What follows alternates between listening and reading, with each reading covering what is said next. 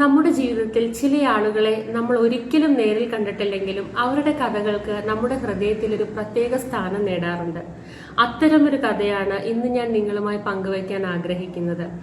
അവളൊരു സ്ത്രീയായിരുന്നു. അവൾക്ക് പ്രത്യേകിച്ച് അധികാരങ്ങളൊന്നും ഉണ്ടായിരുന്നില്ല. അവളൊരു പ്രധാനമന്ത്രിയോ രാജ്ഞിയോ ആയിരുന്നില്ല. അവളുടെ കൈവശം ആയുധങ്ങളൊന്നും തന്നെ ഉണ്ടായിരുന്നില്ല. എങ്കിലും അവൾക്ക് നല്ലൊരു ഹൃദയമുണ്ടായിരുന്നു.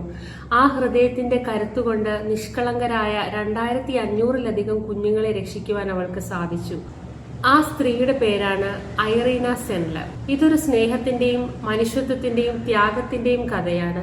ഒരു മനുഷ്യൻ തീരുമാനിച്ചാൽ തനിക്ക് ചുറ്റുമുള്ള സമൂഹത്തിൽ എത്ര വലിയ മാറ്റങ്ങളാണ് ഉണ്ടാക്കാൻ കഴിയുന്നതെന്ന് ഈ കഥയിലൂടെ നമുക്ക് മനസ്സിലാക്കാം. പോളണ്ടിൽ പാവപ്പെട്ടവരെയും ദുരിതം അനുഭവിക്കുന്നവരെയും പരിചരിക്കുവാനായി ജീവിതം ഒഴിഞ്ഞുവെച്ച ഒരു മനുഷ്യനുണ്ടായിരുന്നു.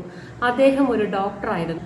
പകർച്ചവ്യാധികൾ പിടിമുറുക്കിയ ആ കാലഘട്ടത്തിൽ പല ഡോക്ടർമാരും രോഗികളെ പരിശോധിക്കാനായി മടിച്ചു നിന്നു. ആ സമയങ്ങളിലൊന്നും അദ്ദേഹം മടിച്ചു നിന്നില്ല. 1910 അദ്ദേഹത്തിനൊരു പെൺകുഞ്ഞ് ജനിച്ചു. ആ പെൺകുഞ്ഞിന് അദ്ദേഹം ഐറീന സെൻലർ എന്ന പേര് നൽകി.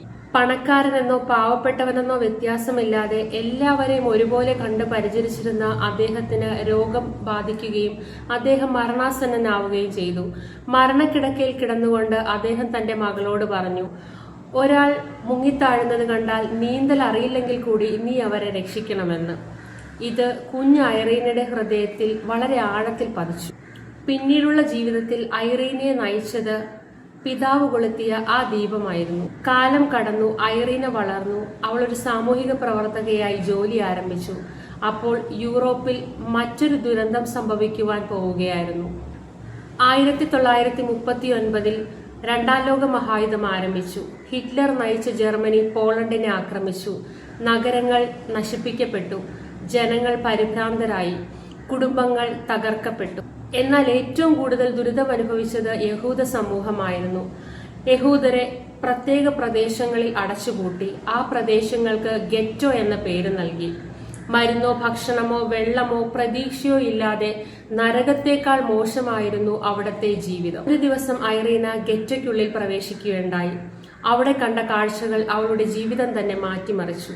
റോഡരികിൽ വിശന്നു കരയുന്ന അസ്ഥികൾ തെളിഞ്ഞു കാണുന്ന കുഞ്ഞുങ്ങൾ, രോഗം ബാധിച്ച് വഴിയരികിൽ കിടക്കുന്ന മനുഷ്യർ, സ്വന്തം കുഞ്ഞിന് ഭക്ഷണം നൽകാൻ കഴിയാതെ വിഷമിക്കുന്ന അമ്മമാർ. ആ കാഴ്ചകൾ അവൾക്ക് സഹിക്കാൻ കഴിയാവുന്നതിലും അപ്പുറമായി. രാത്രിയിൽ വീട്ടിലെത്തിയിട്ടും ആ കുഞ്ഞുങ്ങളുടെ മുഖങ്ങൾ അവളെ അലട്ടിക്കൊണ്ടിരുന്നു. അവളുടെ മനസ്സിൽ ഒരു ചോദ്യം മാത്രമേ ഉണ്ടായിരുന്നുള്ളൂ: ആ കുഞ്ഞുങ്ങൾ എന്ത് തെറ്റാണ് ചെയ്തത്? ആത്മസംഘർഷങ്ങൾക്കൊടുവിൽ അവൾ ഒരു തീരുമാനമെടുത്തു. എന്ത് വില കൊടുത്തും ആ കുഞ്ഞുങ്ങളെ രക്ഷിക്കണം. പിടിക്കപ്പെട്ടാൽ മരണശിക്ഷയാണെന്ന് അവൾക്ക് ഉറപ്പുണ്ടായിരുന്നു. എങ്കിലും താൻ ഒന്നും ചെയ്യാതിരുന്നാൽ നഷ്ടപ്പെടാൻ പോകുന്നത് അനേകായിരം കുഞ്ഞുങ്ങളുടെ ജീവനാണെന്നുള്ള ചിന്ത അവളെ കൂടുതൽ ഭയപ്പെടുത്തി. കുട്ടികളെ രക്ഷിക്കുന്നതിനുള്ള ശ്രമങ്ങൾ അവൾ ആരംഭിച്ചു. എന്നാൽ അതത്ര എളുപ്പമുള്ള കാര്യമായിരുന്നില്ല. ഒരു കുഞ്ഞിനെ രക്ഷിക്കണമെങ്കിൽ ആദ്യം അമ്മയെ സമ്മതിപ്പിക്കണം. ഒരമ്മയുടെ മുൻപിൽ ഐറീന ഇരുന്നു. അവളുടെ മടിത്തട്ടിലിരുന്ന് കളിക്കുന്ന 3 വയസ്സ് പ്രായമുള്ള ഒരു കുഞ്ഞിനെ ഐറീന തന്റെ പക്കലേക്ക് വിടുവാൻ ആവശ്യപ്പെട്ടു. ആ അമ്മ വളരെയധികം വേദനയോടെ സങ്കടപ്പെട്ടുകൊണ്ട് കരഞ്ഞുകൊണ്ട് ഐറീനയോട് ചോദിച്ചു, ഇനി എനിക്ക് എന്റെ കുഞ്ഞിനെ കാണാൻ സാധിക്കുമോ? എന്റെ കുഞ്ഞ് സുരക്ഷിതമായിരിക്കുമോ എന്ന്. അപ്പോൾ ഐറീന പറഞ്ഞു, ഇവിടെ തുടർന്നാൽ അവന്റെ ജീവൻ അപകടത്തിലായേക്കാം. പക്ഷേ ഇവിടെ നിന്ന് രക്ഷപ്പെട്ടാൽ അവന് ഒരു ഭാവി ഉണ്ടാകുമെന്ന്. വളരെയധികം ചിന്തിച്ചതിന് ശേഷം ആ അമ്മ തന്റെ കുഞ്ഞിന്റെ നെറ്റിയിൽ ചുംബിച്ചുകൊണ്ട് വളരെ വേദനയോടെ വളരെ സങ്കടത്തോടെ ഐറീനയുടെ കരങ്ങളിലേക്ക് ആ കുഞ്ഞിനെ ഏൽപ്പിച്ചു. അത് ഐറീനയ്ക്കും ഹൃദയഭേദകമായിരുന്നു. ഐറീന വളരെ ദുഃഖത്തോടുകൂടി ആ കുഞ്ഞിനെ അവിടെ നിന്ന് കൊണ്ടുപോയി. കുഞ്ഞുങ്ങളെ ഒളിപ്പിക്കാൻ നിരവധി മാർഗങ്ങൾ അവർ തെരഞ്ഞെടുത്തു. ചിലരെ ആംബുലൻസിൽ ഒളിപ്പിച്ചു, ചിലരെ മരപ്പെട്ടികളിൽ ഒളിപ്പിച്ചു, ചിലരെ ചാക്കുകളിലും ഉപകരണപ്പെട്ടികളിലും ഒളിപ്പിച്ചു. ഒരു കുഞ്ഞു കരഞ്ഞാൽ എല്ലാവരും പിടിക്കപ്പെടും. അതുകൊണ്ട് വളരെ ബുദ്ധിമുട്ടി ശ്വാസം അടക്കി പിടിച്ചാണ് അവർ ഓരോ യാത്രയും ചെയ്തിരുന്നത്.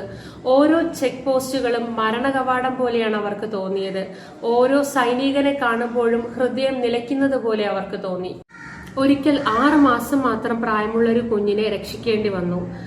അമ്മയിൽ നിന്ന് കുഞ്ഞിനെ വേർപെടുത്തുക എന്നുള്ളത് വളരെയേറെ പ്രയാസമുള്ള ഒരു കാര്യമായിരുന്നു.